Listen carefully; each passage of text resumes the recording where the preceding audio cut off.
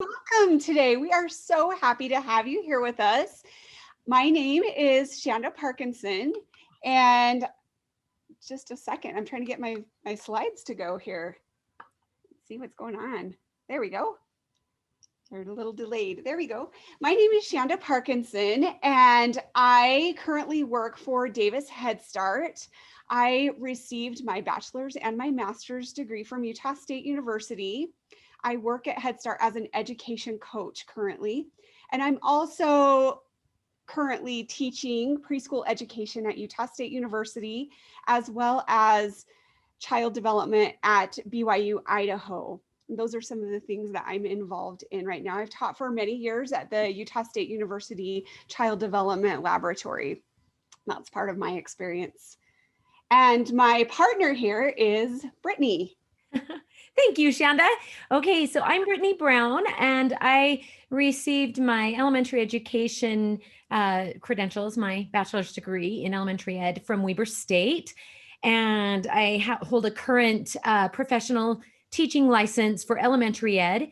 But I did when I worked on my master's degree at Weber State as well in curriculum and instruction, I was fascinated with early childhood and how whether or not parents really wanted to gain an understanding of how to teach their kids at home, if they really wanted to know kind of the pedagogy and what teachers were teaching their kids so that they could support more fully in the home. So that's how I got into the world of early childhood. Let's see, I've taught several elementary grades, and I was an education coach at Head Start. And let's see, I don't know. My career path is varied. And as of right now, I own my own company called Learn with Love, and I am my very own employee. And I do contract work with different grants, with helping implement different grants for early childhood.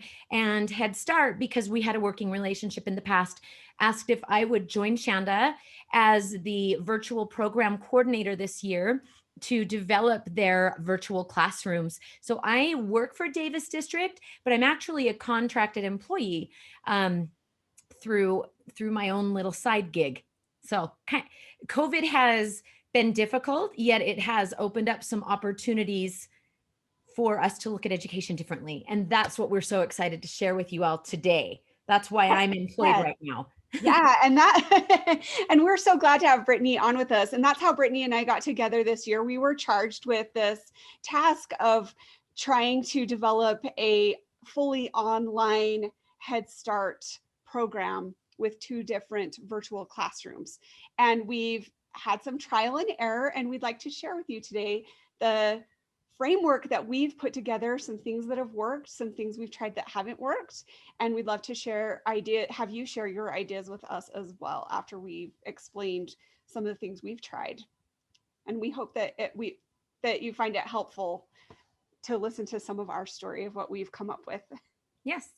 Okay, so in the very beginning, when we were just starting this virtual team, I just felt like it was really important to as a team create a mission statement and goals that supported that mission statement, because we are in a time where, you know, before 2020, our attention in education would be pulled from here to here to here to here. But 2020, 2021, it was so easy to be distracted that I thought in order to have a focused and forward-moving program, we had to start with that basis of a mission statement and goals that supported that mission statement. So as a team, we always come back to our goals, and we always make sure that what we're doing funnels into our mission statement. So here's our mission statement. The Davis Head Start virtual team works in a collaborative manner with families, children, and other Head Start team members to provide high quality and engaging learning experiences for the whole child using online interactions, hands-on opportunities, and face-to-face instruction. So we'll explain our face-to-face instruction in a little bit. So first and foremost, our goals are centered then around number one, family engagement. If we don't have engaged families, we don't have children who attend virtually. Number two, high quality instruction. If we don't have engaging quality instruction, we don't have children who are learning. And then lastly, program-wide support. We wanted to make sure that our program was clear and defined enough so that if other classrooms who were meeting face-to-face had to go on a quarantine or an extended virtual break, we wanted to make sure that we had components of our program that we could quickly funnel into our other face-to-face classrooms to help those teachers and those children and families not skip a beat. All right, so it's kind of wordy, but these things were important. So in order to reach our goal of family engagement, we wanted to first make sure that we are building trusting and respectful partnerships with families through daily interactions between teachers, family members, and students via Zoom communications, parent-teacher conferences, and online technology, allowing parents and teachers to work together as they collect work samples and other progress monitoring data. Second, we wanted to make sure that we consistently extended invitations to our online families to participate in learning activities that were sponsored by the Head Start program as a whole.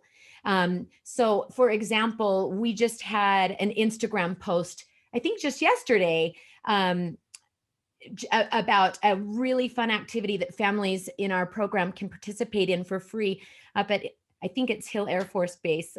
Anyway, and what we want to make sure we do intentionally in our virtual program is make sure that those activities are highlighted and sent to our virtual families so that they are still a part of the larger community. They're not completely isolated. Third, we have to make sure that we are providing and monitoring that we've given equitable access to technology and other support services for children and families. If children don't have Wi-Fi access, if children don't have a device, we have to come together and create a plan to support these families so that they can participate in class online through that technology. And then we are working on surveys. We have not actually been sending home our surveys monthly. I need to change this last bullet point, but we are sending home surveys to check in on the families. As things shift and change, we keep doing a quick check for, is the workload too overwhelming? Do we need to make adjustments? Do you understand what we're sending home? We just do that quick check so that families feel like they have a voice in a way outside of their daily interactions with their teachers. We want to make sure that they can reach out to the entire team. Thanks, Shanda. You're so awesome at doing this. Yeah, just to reiterate what Brittani said, we really know that a key to success with online learning is to be able to communicate with them and to have accessibility. So fortunately in Head Start, we were able to obtain funding to help families obtain iPads. I know that's not possible in every preschool situation. We also have family service workers that are working with the families to help them to find grants for internet access and whatnot for those who are participating in our program. Because if they can't get on the internet or they don't have a way to watch our Zoom circles, then they can't participate. So that's super important. Some things that we found through trial and error that really work, our teams of teachers have been using Blooms, Loom, Zoom, all the different things. And we've really found a lot of success with, well, obviously Zoom, which we are all using now, but also a program called Loom. It's free for educators, and you can go film on your phone outside, and we'll show you that in a little while. And there's some really great features to Loom of some personal recording of just recording yourself. And then you can push that link out to families so that they can watch your small groups or whatnot. And we also do take-home learning packets that we'll talk about here in a little while, and we'll show you some pictures of. And these have been some key successes that we have found to help that family communication piece. Awesome. Thank you, Shanda. All right, high quality instruction. So in our program, we do have some specific models, like curriculum plans and different social emotional plans that we do require we use. And so we wanted to make sure that our program was structured to deliver instruction using those specific pieces and using them well. So teachers will plan instruction using the creative curriculum program. I could call it a curriculum model, and conscious discipline model under supervision of the ed specialist, the virtual team coordinator, and coach. What we really wanted to do is make sure that the teachers knew kind of who could help them, who could support them as they implemented these tools in their teaching. Second, we insist on providing a variety of learning opportunities, including daily whole class morning circle times done over Zoom, weekly take-home packets for hands-on experiences that extend some of that morning circle and small group video work, and then on-site small group instruction for individualized learning experiences. These are on Fridays, and we call them socializations. And our children in Head Start or in our early childhood programs, they range in needs, right? And some of those children we need to see face to face if they can at all meet with us. So we reserve Fridays for either that small group instruction or one-on-one face-to-face instruction. And then we are so excited because we're at the middle of the year, and now we finally are starting to have some data to use so that we can monitor the progress of each child, and that will inform their future individualized learning opportunities.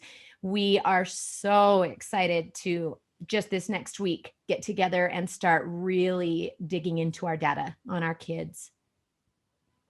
So Brittani kind of touched base on this, and this is how we sat down together as a team at the beginning of the year to see what we wanted our program to look like, since we're implementing this in multiple classrooms.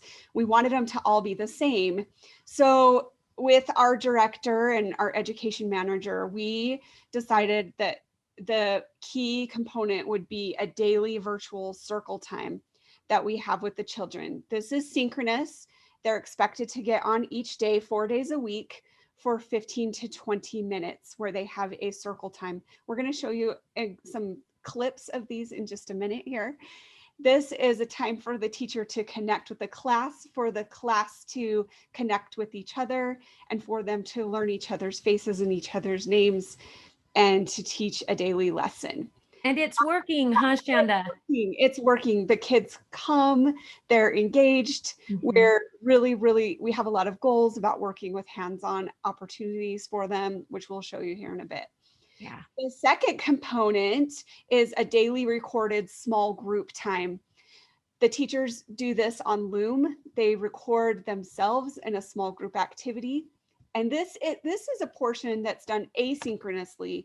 So that link is pushed out to the families, and then the parents watch that with their child when they can, flexibly during the day. So this program is we're getting feedback that it works for families because they only have that 15 to 20 minute period that they're required to be at, and then the rest of it can be done flexibly for them. And the small group activities match the information and the activities that are sent home in the weekly take-home packets. And Shanda, oh, so sorry. Can I just quickly add to something that's really worked for the daily virtual circle time is this is how we take attendance. And there are children and families who at times have missed those circle times.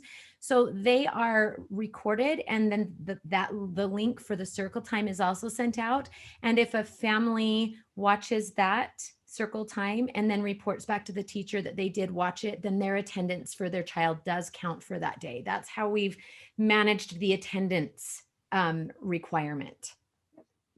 And we'll show you some examples of that here in a bit. Thank you, Shanda. Yeah. And then we have that weekly socialization piece that Brittani was mentioning, where they come in for small group in person. This is totally dependent with COVID on local health department regulations. When things are really shut down, we've had to not do those for a few weeks. We keep them in small sizes. I know yesterday one of my teachers had 4 families come in at the same time. So they come in and do some activities that are planned right in the classroom in small groups. And then every Friday, they're sent home a weekly take-home packet that will have information for them for the next week and activities to bring to the circle time or to do that will go along with their small groups that are coming up in the following week. And all of this is done very intentionally with support from the teacher and the teacher assistants that we have in the classroom. Absolutely. One thing that we have learned as we have been building this plane, as we've been flying it, we refer to that often. We say we feel like we're building an airplane while we're flying. And so something we learned right in the beginning was if we had the entire class all at once, it was really hard for the children to focus. So we had them, the teachers, create smaller circle time groups, a group A and a group B. Sometimes we've tried a group C and we've gone back now to just a group A and group B. So there's about 5 to 8 children in a circle group. And this allows us, some of the successes we found from this is that it allows us to have a smaller group size that we can help them to gear the lesson for them. So they can put children who maybe are struggling with a certain concept in group A and do something a little more advanced for group B or vice versa. They can individualize that and level the instruction a little bit more. It also, placing them into smaller group sizes, the children are able to learn each other's names and see each other's faces when they're all in the gallery view in their Zoom meeting. They also found that it was important for them to level those small group videos with an A and a B. And I'm going to show you this in just a minute. I'm going to show a teacher's small group that she pushed out by email to the families for group A versus group B, and how group B was a little more advanced skills. That way we could really target the skills that those children really needed. And then also they are leveling those socializations where we're already meeting in small groups. We're able to really target and say, okay, let's just have children come to this particular socialization that need help with their numbers. And on this one, we'll focus more on blends and having them start to learn some of their basic reading skills that they're working on. They can really target that depending on the outcomes that they're searching for that particular week. Shanda, and can I just quickly add that something that we discovered a few months into the creating this program is we do have children receiving special education services that are involved in our virtual program.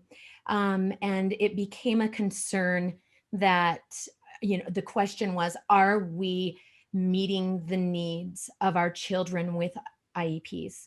We were very concerned about that. And so this socialization, this Friday socialization time has become a wonderful time. Our teachers have now begun working with the SPED teachers that are assigned to the children and letting them know, okay, this family will be coming into our classroom on this day at this time.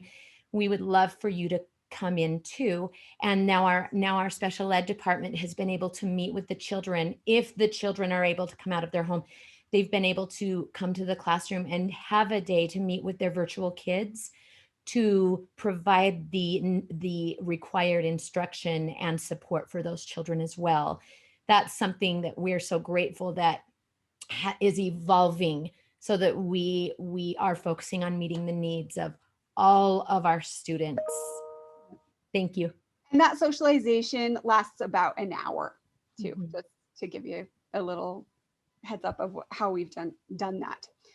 as their coach, I've been setting goals with the teachers to help them really strive for using a variety of modalities. As we do this anyway, but we certainly want to do that as we're teaching them virtually. So some real successes that we've found as we've been striving for that variety of modalities and hands-on experiences and connections to the real world. We found that if we send home things in the packet and then use those items during circle time, that it really helps to engage the children. This photo is an example of our teacher here, Miss Tasha, who's in the middle. And this was done in October, I believe. And these pumpkins were actually donated from a local farmer who gave them to a program. And Tasha sent home the pumpkins and with the children. And then when they were doing their circle time, she said, go get your pumpkin. We're going to do an activity with the pumpkin. And they brought their pumpkin each day that week to circle time as they touched them and felt them and measured them. So even though it was virtually, they were participating with something in their hands. And awesome. Our teachers are striving for every week, trying to think outside the box to really create hands-on experiences virtually, which has been a challenge, but really exciting to see it happening. And as you can see here, the kids grabbed their pumpkins, they brought them to the circle, and they were really engaged, which was a great success for us. All right, now we figured the best way that we can show you how we're doing this in action is to show you some videos of our teachers actually teaching some of these lessons and some of the ways they have stepped outside of the box to teach some of these wonderful concepts that we're trying to teach them in preschool. So one of our important goals in Head Start is social emotional. Everyone has very important goals in social emotional, but that's a very fundamental part of Head Start. And we have been instructed to teach health and safety within the first 45 days. So our teacher here, health and safety is going to be our next one. This one's social emotional. Social emotional, she decided to teach. We have a curriculum called, oh, Brittany, help me with the words. It just left because I'm presenting and I get all nervous. The creative, not the creative or conscious discipline model. Yes, our conscious discipline. Sorry. Like which one? Yeah, our conscious discipline is a curriculum that our program follows, and she was presenting a conscious discipline topic on the emotion angry. And I'm going to show you, just obviously we don't want to watch the whole 20-minute circle time. So I clipped out little parts of it, and it's going to jump around a little bit to show you what she taught. So when we come in, you're going to see Miss Tasha has been reading a story, and in this story, anger had taken over her, and they were trying to help her come out of this. So let's show you how Miss Tasha taught the concept of angry to these kiddos virtually. Here I am, or wait. Oh, I'm so sorry. I did not hear you. Okay, thank you. We're so Can you see the video, Shanda? Showing what's going on. There we go. Here we go. Oh, thank you for showing me your mermaid. My name is Kalia. You named your mermaid Kalia? Just like our friend Kalia. Oh, Kalia's not feeling. Oh, Lily? I got that. Hey, either name is awesome. Thank you for sharing that with me. Thank you for getting mermaid fun. Look whose name I have. So, where is Mara? Where is Mara? Here I am. Here I am. We're so glad to see you. We're so glad to see you at our school. At our school. Where is Helios? Where is Helios? Hi, Helios. Can you wave? Can you wave? Wave. Good morning. We're so glad to see you. We're so glad to see you at our school. At our school. Where is God? With breath and relax. Then you can help me. I don't like hurting people. I need your help. So breathe and help me. Breathing is like hitting the pause button so you can take off the clock, calm down, and be yourself again. Okay, class, we gotta try this together. We gotta see if we can help. Miss Tasha, come back. So I need everyone's help. Ready? We are all going to stop or smile. Take a deep breath and relax. Sterling, help me out. I need all of my friends' help. Ready? We stop. Take a deep breath and relax. You guys are doing it. Look at my smock. It's coming off. Ready? One more time. Stop. Take a deep breath and relax. You guys, you did it. You helped Miss Tasha come back. I am so happy to be back with you guys. You helped me calm my body. So I was no longer angry anymore. I am back to being Miss Tasha. Thank you. Give yourself a round of applause.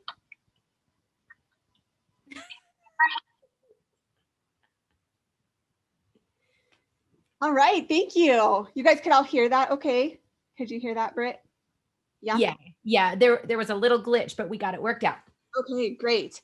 All right. So the next one, this is the one I was talking about with health and safety, that in the first 45 days, we needed to teach the children about road safety and health safe and crossing the street safely. So I'm going to show you this video of how Miss Cindy decided to take Loom outside, to think outside the box, and this was one of those small groups that was shared with the families as a small group activity that they did a little bit later on in the day after circle time. We'll go ahead and share this one. Small group outside. That's fun. I am here with my daughter Lexi, and she is going to help me. We've been talking about pedestrian safety and bike safety and safety in the car. I'm going to show you how to be safe when walking outside on the sidewalk and how you can be safe while crossing the street. It's important that you always hold the hand of an adult. It could be your mom, your dad, your grandma, your grandpa, your older brother and sister. Just make sure that you're always holding somebody's hand so that you are extra safe. This sign right here says that it is okay to cross the street. Do you see these lines across the street? These ones right here? That is called a crosswalk. And that is telling people that want to cross the street that it is safe to cross the street. So we're going to do that. But first, we're going to look this way to make sure there's no cars coming. And then this way, oh look, there's a car. So we have to wait to see if he's gonna stop for us. No? And then we look back this way, and then we look back this way, and there are no cars. So we are gonna cross the street. It's important that you stay right here where the lines are so that we are safe. And cars know that they need to stop if they see us walking. Jump across here. Ready? Got it? Okay. There we go. And Miss Cindy went on to, and we're not going to show you the whole thing, but there was a construction zone and she taught him how to be safe in a construction zone and how to cross the street if there was no crosswalk, which was a super fun idea that she had. Small group outside. Well, we don't want to start that one again. Let's go to our next one. All right, we're going to go now, and I'm going to show you an example of how Miss Cindy leveled her math small group one day. They were doing a study in our program. We do studies, and they were doing a study on boxes this week, and she was teaching some math concepts. So it's going to clip back and forth a little bit. I took out lots of spots so that you could get the basic gist of what she was doing for group A and group B. Let's go ahead and watch Miss Cindy. Hey friends, how are you? I had so much fun measuring with you today. Do you remember today during circle time, we took some boxes and we decided which ones were longest and which ones were the shortest? That was so much fun and you guys did such a great job. Well, today I'm going to show you different ways and different tools you can use to measure things at home.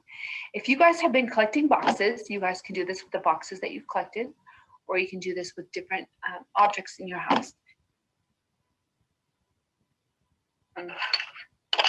Something else you can use to measure, if you don't have Legos, is paper. You just cut up pieces of paper into little squares. You can have an adult help you, and you can use those to measure. Okay, so let's see how many of these squares it takes to measure our long box here. Ready? Can you guys help me count? 1, 2, 4, 5, 6. Good job, friends. So this took 8 pieces of paper to measure, and this took 6 pieces of paper to measure. Which box is the longest? Which box is the longest? Which one had the most papers that we had to put down to measure? Here, and we're going to see which letter is the longest, okay? All right, let's see if we can do this. Okay. You guys count, okay? And I'll put them on. 1,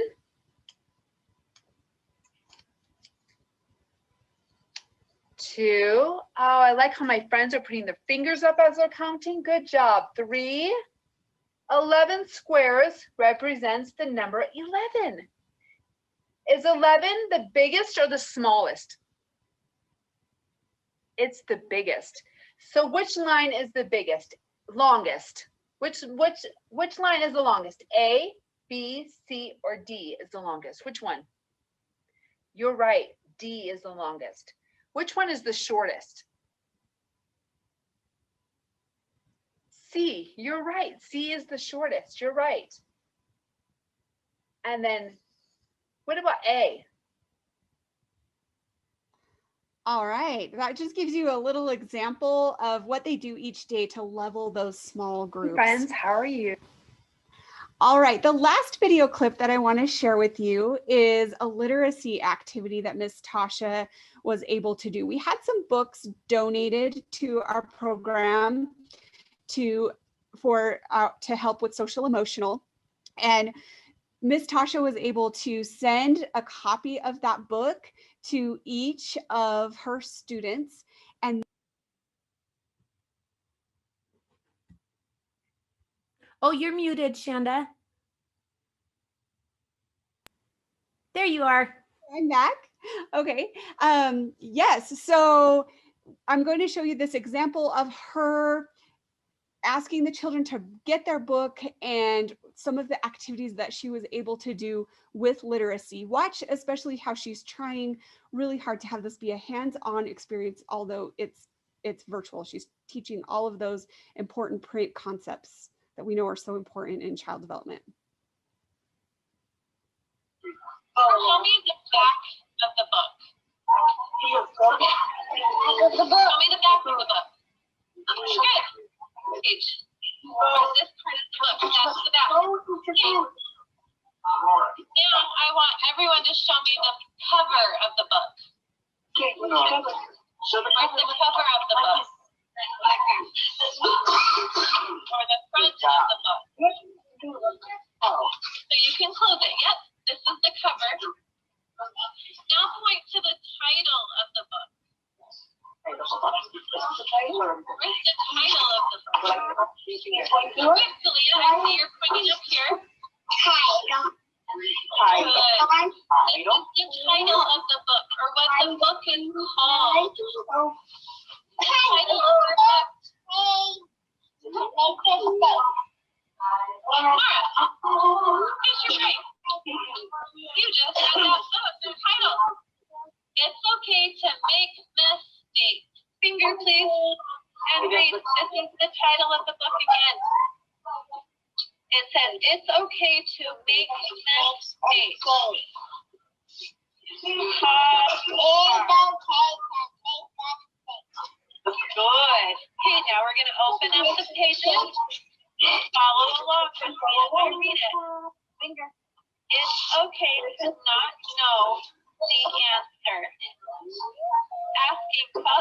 questions help you learn.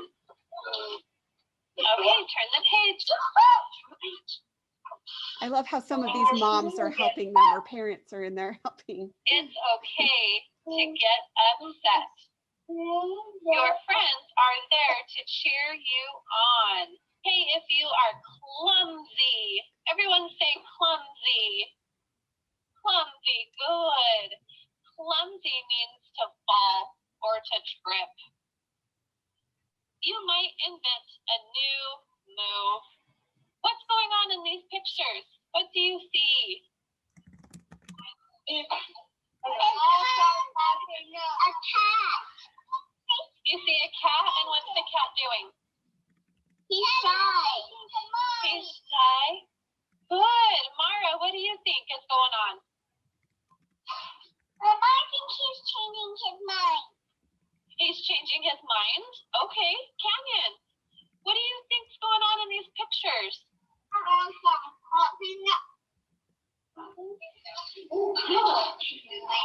it one more time, Canyon. The dogs are popping up. Good job. Hey, let's find out. It's okay to be shy. Awesome. Thank you for watching that with us. This is just now moving on to our socialization. Here's a picture of a example of a socialization and some children who are attending a small group socialization time. You can see they're wearing their masks. They're interacting with each other in person for a few minutes. Those same kiddos that they're meeting in those circle times. Yep, that's perfect. All right, Britt, do you want to talk about take-home packets? Oh, sure. Yes. So this is a picture of our take-home packet system that we've developed. So actually, our teachers have they send home 2 weeks worth of materials at a time to help support their families in how often they're having to come to the school. Also, the families have the option of coming to the school to pick up their packet during a predetermined time. But if they cannot, the teaching teams have worked out a system where either they or their family service worker actually deliver the packets to the family's home. So we really, really try to make those accommodations and support our families to make sure that they have access to the materials they need to learn. Thank you. All right, Brittany had mentioned before that we're really big on following up afterwards. So not only do we send them the links, we make sure that they are participating. So when we have our Zoom meetings, obviously they can tell who's there and they record the Zoom meeting and send it. Some families have said, I work, I can't get there at that time. And they have been able to, that's pretty rare. Or if they're going on vacation, they're able to push that Zoom meeting to them. We have actually had some huge successes of some students attending we have a student from that they were visiting family in Mexico for a few weeks and they were still able to join their Zoom meeting. Or another family, they were her mom needed to go to the doctor and she was able to watch her Zoom and join her Zoom circle in the car. So these are some things that we are learning as we're going, that there are some great benefits to having a virtual portion of our program for those families who are needing some flexibility with when they come to preschool. And then for those who don't show up to the Zoom, they send a link to that Zoom so they can watch the recording. And for the small groups, the teachers ask the parents a question when they send it out.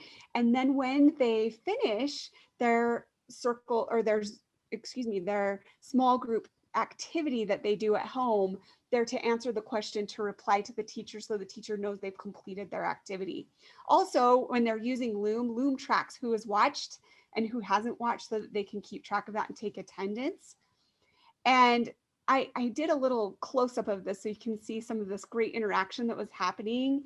That she sent the video link and she was able to say Kalia was able to watch it, and Tasha asked talked back to her, and then we had Riley saying she's watched, she's got a great angry face. They're able to communicate right here on Loom. So they watch the video, and then they can, within Loom, there's a commenting piece that they can use to track that participation. And that really helps the teachers with their follow-up and making sure that the families are actually participating in our services that we're offering them.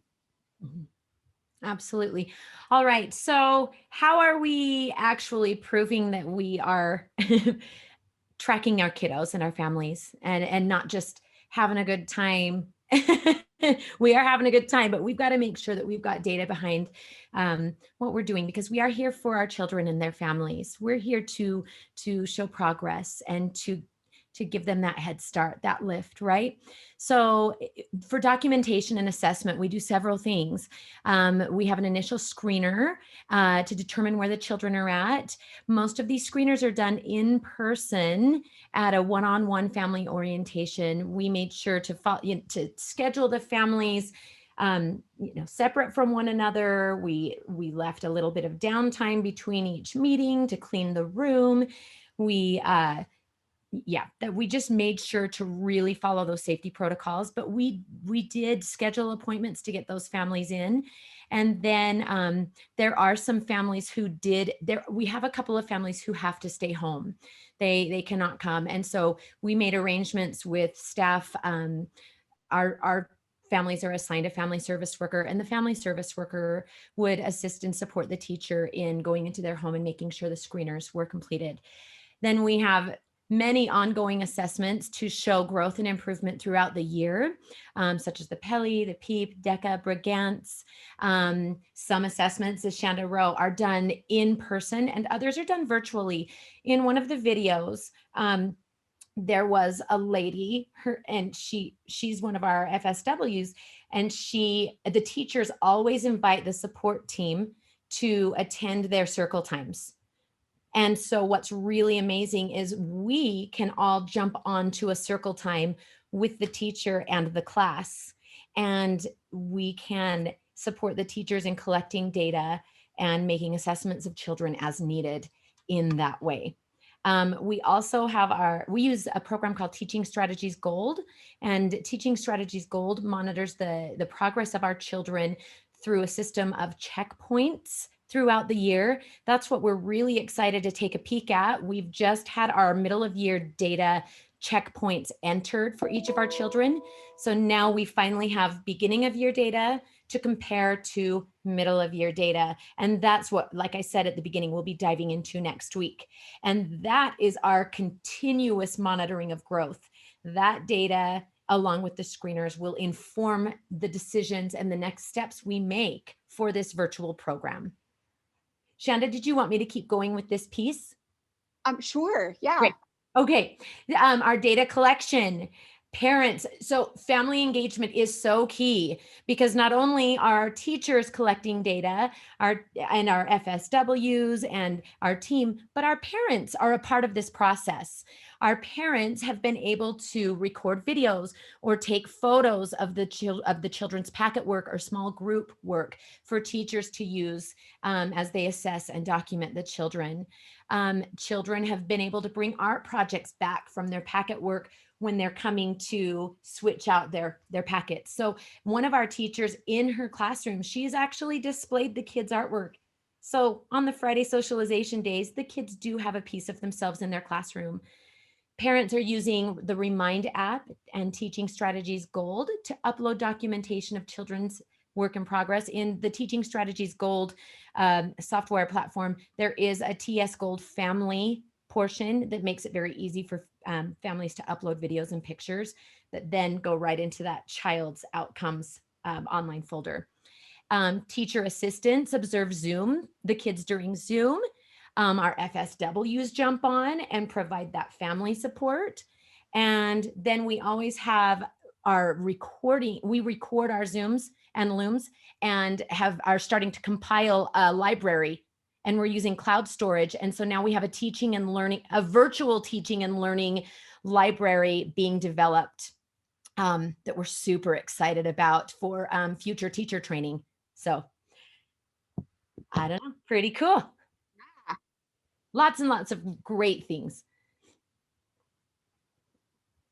Okay, so our very last goal, and it looks like we've got about 3 minutes. I will talk fast. Our very last goal, as I mentioned at the beginning, was we want to develop a strong and focused program that we can build and grow for ourselves, for the families involved in our virtual program, but we also wanted to be able to support the rest of our program as a whole, as their classrooms go into quarantine, as they might, have a child that has a reason for an extended absence and a need for virtual learning. And so what we did is, like I mentioned before, we have assessed and selected videos created by our virtual team teachers for use as program-wide online teaching models and possible future in-house training opportunities. This system is a baby, so we're just at the very beginning, and Shanda's been incredible at collecting and organizing those videos into themes and topics. And then we have been able to create and share an outline of what we've done with other teachers and the rest of the managerial staff to support those classrooms. Go ahead. Yeah, thank you so much for participating today. This is our Head Start team. We have our weekly collaboration meeting. Actually, we're doing so well. The first half of the year, we had a weekly collaboration meeting with this team, and now we are just doing it every other week. These are our team players, our different teachers in the different classrooms. We meet each week to collaborate and get ideas for each other and to see how we can grow and improve. That is our presentation today. And we were wondering if any of you wanted to pop on and ask any questions, or if you had any comments that you wanted to ask us. I see there's some, I've been trying to answer a few of these questions that have been coming up about volunteering. I placed the Family Enrichment Center's number in we're Davis School District. We're the Head Start housed inside of Davis School District, and we're housed inside of the Family Enrichment Center in Kaysville. If you want to volunteer or look at job opportunities, all the jobs in our program are posted on the Davis School District website. Let's see what other questions we had coming through.